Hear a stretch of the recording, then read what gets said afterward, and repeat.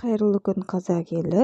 Сіздермен бірге мен Мадина. Бүгін әжімді азайтудың амалдары жайлы қызықты, пайдалы мағлұмат ұсынамын. Әжімді азайтудың амалдары өте көп. Біріншісі банан. Бананды езіп, оған жарты қасық зәйтүн майын қосып, бір келкі араластырып, бетке жақсы әжімді жақсы кетіреді. Екіншісі күріш.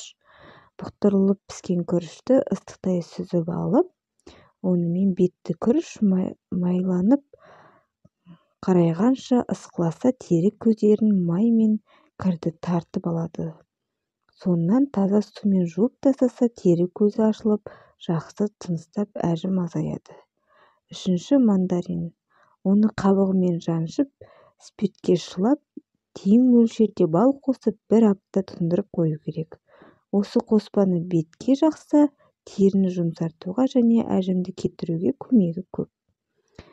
Қызанақ.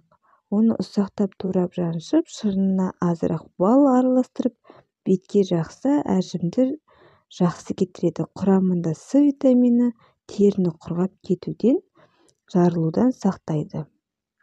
Сүт.